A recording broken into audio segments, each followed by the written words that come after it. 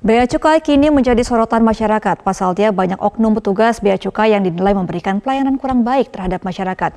Informasi selengkapnya akan disampaikan jurnalis MJN Valeri Budianto dan juru kamera Azizul Hakim dari Bandara Soekarno-Hatta. Pelayanan buruk oknum petugas Bea Cukai menjadi sorotan beberapa waktu belakangan ini. Ini dibuktikan dari banyaknya oknum yang dilaporkan masyarakat, mulai dari level pegawai hingga pejabat eselon 2. Aksi mereka terbongkar pasca kasus yang menimpa Rafael Alun yang akhirnya merembet pada maraknya cuitan yang viral di media sosial, di mana warga ini mengaku kerap kali mendapatkan pelayanan yang kurang baik, tak hanya dari oknum petugas Bea Cukai, melainkan juga oknum dari Ditjen Pajak di sejumlah daerah. Ada beberapa kasus yang viral, salah satunya diawali dari cuitan Fatima Zahra Tunisa yang mengaku ia diwajibkan untuk membayar pajak piala senilai 4 juta rupiah. Padahal piala tersebut merupakan hadiah yang ia peroleh karena berhasil menang lomba nyanyi di Jepang. Bahkan sebelum ia diminta untuk membayar 4 juta rupiah, mereka juga meminta agar Fatima ini bernyanyi di depan oknum petugas Bea Cukai agar mereka menilai apakah memang Fatima ini bisa bernyanyi dan layak untuk menerima hadiah tersebut. Pengalaman serupa juga dialami oleh Alisa Wahid yang merupakan putri dari Presiden RI keempat Abdurrahman Wahid. Pengalaman ini diakuinya diterima dari petugas Bandara Internasional Soekarno-Hatta yang mengira bahwa Alisa ini merupakan TKW yang baru pulang kerja dari Taiwan. Alisa ini mengaku kopernya diobrak-abrik oleh petugas tersebut. Kemudian juga dalam proses interogasi ia banyak dihujani pertanyaan, misalnya apa saja barang yang dibawanya, kemudian berapa lama ia di Taiwan, kemudian apa sih pekerjaan dari Alisa Wahid ini. Tak hanya itu, dua komika Dodit Mulyanto dan juga Babe Cabita menyatakan pernah menjadi korban pelayanan yang kurang baik dari Ditjen Pajak. Mereka mengaku mereka memang sempat kurang bayar saat melaporkan SPT. Ini karena mereka kurang edukasi dan juga kebingungan ketika harus melaporkan pajak, namun justru mereka didenda 70 juta dan juga 80 juta rupiah. Keduanya mengaku sudah mengajukan permohonan pengurangan dan juga penghapusan denda, namun ditolak. Masih banyak kasus lain yang menunjukkan buruknya pelayanan oknum petugas Ditjen Pajak dan juga oknum petugas Bea Cukai. Kita ketahui bersama memang untuk Kementerian Keuangan ini sudah kerap kali meminta maaf, namun lebih dari sekadar permintaan maaf ini perlu dilakukan adanya perombakan, pembersihan dan juga reformasi baik dari segi kinerja maupun pelayanan agar pelayanan terhadap masyarakat seluruh Indonesia ini dapat diberikan secara optimal. Dari Tangerang, Valeri Budianto, Azizul Hakim, Media Group Network. Assalamualaikum warahmatullahi wabarakatuh. Perkenalkan, kami dari kelompok 11 akan mempresentasikan tentang kasus dalam Bea Cukai yang akan dipresentasikan oleh saya, Fadila Dwi Rayhana, dan kawan-kawan saya. Nama saya Maufiro. Dan nama saya Muhammad Junaidi. Terima kasih. Latar belakang permasalahan di kasus ini adalah pelayanan Bea Cukai merupakan salah satu fungsi penting pemerintahan yang mempengaruhi perekonomian dan kesejahteraan masyarakat. Namun beberapa tahun ini terjadi banyak sekali kasus di dalam Bea Cukai, termasuk pelayanannya. Satu, keterlambatan pelayanan. Di sini prosesnya berbelit-belit dan juga sulit masyarakat untuk mengurus. Kedua, korupsi dan penyalahgunaan wewenang. Tiga, kurangnya transparansi dan akuntabilitas. Keempat, keterampilan dan kompetensi dari para operator atau petugas atau pegawai Bea Cukai. Ketidakpuasan masyarakat di sini, penghambatan perdagangan dan perekonomian, kemudian kerugian negara akibat buruknya dan juga pendapatan pajak yang tidak optimal, erosi kepercayaan publik. Oleh karena itu diperlukan analisis mendalam tentang etika administrasi publik dalam pelayanan Bea Cukai untuk mengidentifikasi permasalahan dan mencari solusi efektif. Presentasi ini bertujuan untuk membahas etika administrasi publik dalam studi kasus buruknya pelayanan Bea Cukai dan menawarkan rekomendasi perbaikannya. Kemudian nilai-nilai profesionalisme, kompetensi, keterampilan, dan pengetahuan yang memadai. Dua, disiplin adalah ketaatan terhadap peraturan, prosedur, dan juga kebijakan. Ketiga, kerjasama tim yang telah saya jelaskan tadi. Yang keempat, pelayanan publik, yaitu fokus pada kepentingan dan kebutuhan masyarakat. 5, pengembangan diri atau kemauan untuk belajar dan meningkatkan keterampilan. Kemudian standar perilaku, yaitu menghormati hukum dan peraturan. Di sini mematuhi peraturan dan hukum yang berlaku. Yang kedua, menghindari konflik kepentingan, yaitu menghindari tindakan yang dapat menimbulkan konflik kepentingan. 3, menjaga kerahasiaan atau menjaga kerahasiaan informasi yang sensitif. Keempat, menghargai keberagaman, yaitu menghargai perbedaan dan keberagaman. 5, menjadi contoh yang baik atau menjadi teladan yang baik bagi masyarakat. Implementasi, yaitu pendidikan dan pelatihan, memberikan pendidikan dan pelatihan tentang etika administrasi publik dan juga MSDM, etika publik. 2, kode etik atau mengembangkan dengan menetapkan kode etik yang jelas. 3, pengawasan dan evaluasi, yaitu pengawasan dan mengevaluasi perilaku para pegawai. 4, penghargaan dan sanksi, yaitu memberikan penghargaan dan sanksi yang tepat. 5, kerjasama dengan masyarakat atau mengembangkan kerjasama dengan masyarakat untuk meningkatkan kesadaran tentang etika administrasi publik.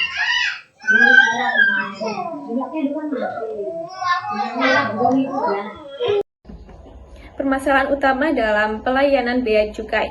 Masalah utama meliputi keterlambatan pelayanan, praktik korupsi, kurangnya transparansi, dan rendahnya kompetensi pegawai. Penyebab dari masalah-masalah tersebut yaitu antara lain birokrasi yang rumit, lemahnya pengawasan, minimnya pelatihan pegawai, serta sistem remunerasi yang tidak adil. Yang dimana hal itu akan berdampak pada rusaknya citra lembaga, ketidakpercayaan masyarakat, dan hambatan modernisasi organisasi. Untuk itu, diperlukan reformasi sistem, pengawasan, dan pengembangan sumber daya manusia guna meningkatkan kepercayaan publik dan mendukung pertumbuhan ekonomi nasional. Kasus yang pertama, terdapat keluhan pembelian sepatu oleh Radika Aktaf.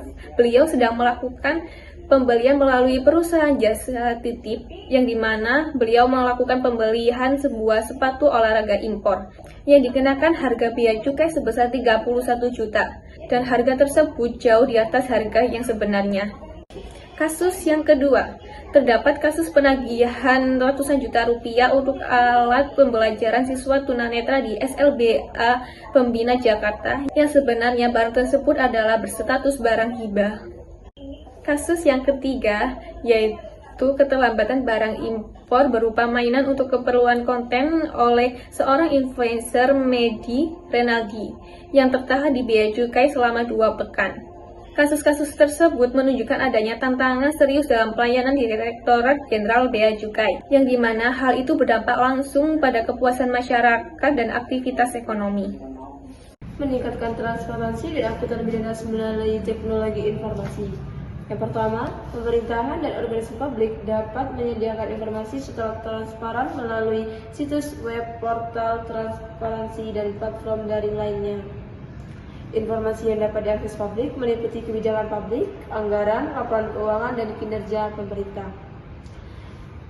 Teknologi informasi dapat memudahkan publik untuk mengawasi tata kelola pemerintahan, misalnya dengan menggunakan e-budgeting, publik dapat melihat apakah anggaran untuk suatu kegiatan sesuai dengan hasil yang diperoleh.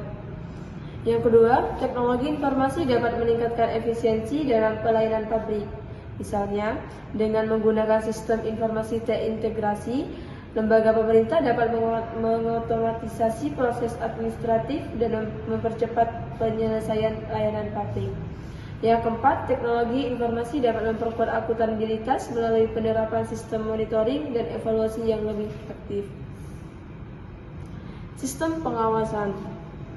Sistem monitoring online, yaitu menggunakan teknologi informasi untuk memantau aktivitas pelayanan secara real-time. CCTV dan pengawasan fisik, menginstal kamera pengawas di lokasi yang strategis. Sistem pelaporan, membuat sistem pelaporan yang mudah dan transparan. Pengawasan oleh tim internal, membentuk tim internal untuk memantau dan mengevaluasi kerja. Teknologi.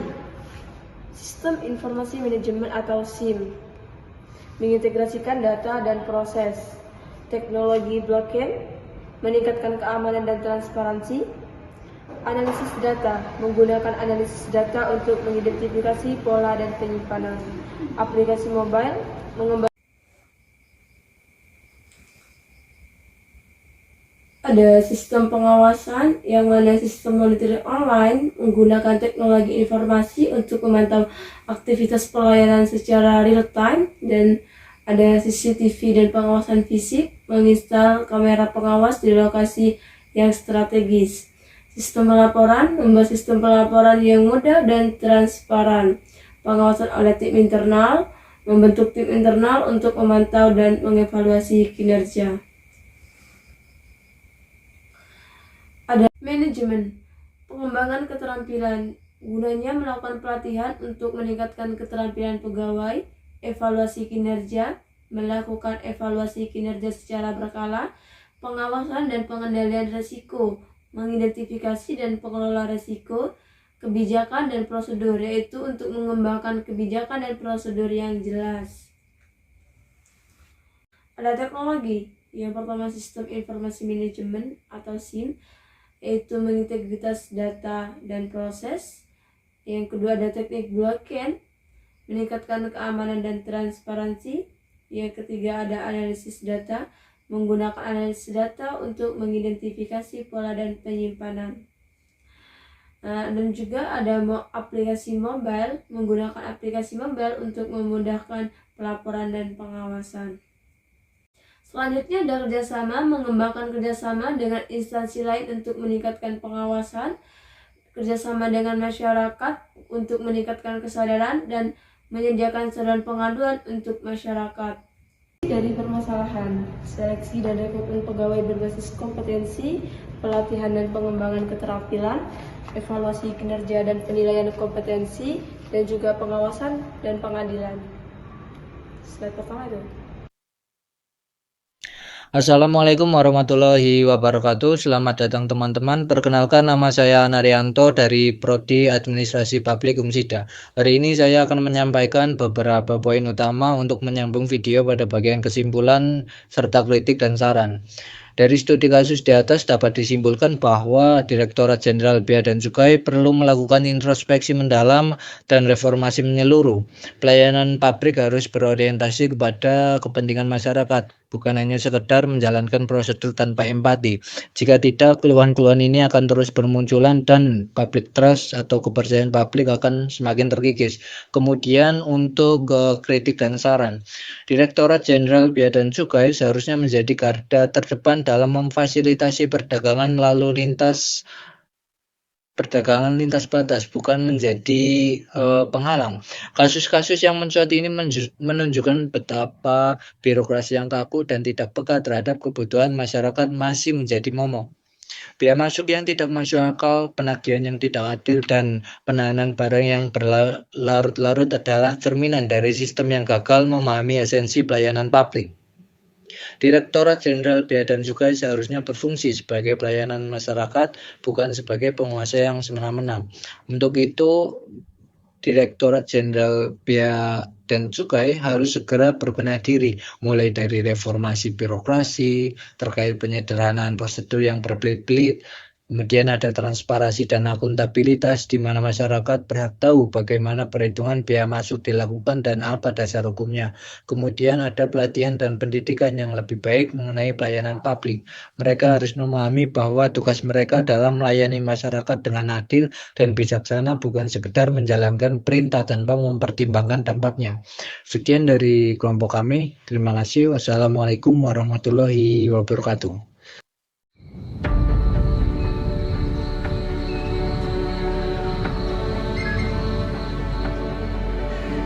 Dahulu, ada sebuah negeri saling berasingan, terdiri dari ratusan kerajaan, ribuan bahasa, serta jutaan karakter manusianya. Hingga gagasan bersatu pun muncul melalui proses dari masa ke masa. Cakrawala, Mandala, Dwipantara. Udara yang kita hirup bebas hari ini, tanah merdeka yang kita pijaki, air mengalir yang menghidupi, serta damai masyarakat berdampingan penuh harmoni. menjadi tanggung jawab setiap insan pewaris kemerdekaan untuk menjaga keutuhannya. Tantangan dan ancaman pun datang silih berganti. Direktorat Jenderal Bea dan Cukai hadir tunaikan amanat melalui peran mengawasi dan melayani. Sebagai bagian dari Kementerian Keuangan Republik Indonesia, Direktorat Jenderal Bea dan Cukai memiliki visi menjadi institusi kepabeanan dan cukai terkemuka di dunia. Visi ini merupakan cerminan cita-cita tertinggi Bea Cukai melalui penetapan target yang menantang dan secara terus-menerus terpelihara di masa depan. Sebagai community protector, Bea Cukai menjalankan misi menjadi garda terdepan dalam menjaga wilayah perbatasan dan melindungi masyarakat Indonesia dari penyelundupan dan perdagangan ilegal. Berbagai ancaman masuknya barang berbahaya dari segala sisi membutuhkan penyatuan peranan penggawa Bea Cukai dari seluruh penjuru negeri. Peningkatan pengawasan dilakukan melalui berbagai patroli terkoordinasi, sinergi dengan para penegak hukum, serta penguatan sistem teknologi informasi. Pesatnya kemajuan perdagangan internasional juga menuntut sistem dan prosedur kepabeanan yang lebih efektif dan efisien. Bea Cukai berkomitmen memberikan pelayanan kepada masyarakat umum dengan bercirikan save time, save cost, safety, dan simple. Melalui tugas dan fungsi mengasistensi industri, Bea Cukai berupaya meningkatkan kelancaran arus barang, menekan ekonomi biaya tinggi, dan menciptakan iklim perdagangan yang kondusif. Dalam fungsinya sebagai fasilitator perdagangan, Bea Cukai berperan dalam meningkatkan pertumbuhan ekonomi nasional melalui berbagai pemberian fasilitas di bidang kepabeanan dan cukai yang tepat sasaran. Mewujudkan iklim usaha dan investasi yang kondusif dengan memperlancar logistik impor dan ekspor, Bea Cukai terus melakukan upaya penyederhanaan prosedur serta penerapan sistem manajemen risiko yang andal. Sebagai revenue collector, Bea Cukai juga memegang mandat dalam mengumpulkan pundi-pundi keuangan negara melalui pengelolaan APBN yang kredibel demi kesejahteraan masyarakat. Melalui berbagai komponen kepabeanan dan cukai, kami mengoptimalkan penerimaan negara, mencegah terjadinya kebocoran penerimaan negara akibat penyelundupan, serta mencegah hilangnya potensi penerimaan negara atas beredarnya barang kena cukai ilegal melalui operasi gempur rokok ilegal. Seiring dengan perkembangan zaman, tanggung jawab Bea Cukai semakin besar dan dituntut adaptif dan kolaboratif dalam menjalankan aturan titipan dari berbagai kementerian dan lembaga dalam menjalankan peran sesuai lingkup tugas fungsi di bidang kepabeanan dan cukai. Melalui optimisme yang kuat, Bea Cukai berusaha tunaikan amanat para pendiri bangsa dan terus menjaga kepercayaan masyarakat. Mengumpulkan tekad melalui berbagai peranan dari seluruh penjuru negeri adalah kunci. Terus berkembang dari masa ke masa menjadi makin baik menuju cita-cita yang didamba. Bea Cukai makin baik untuk Indonesia.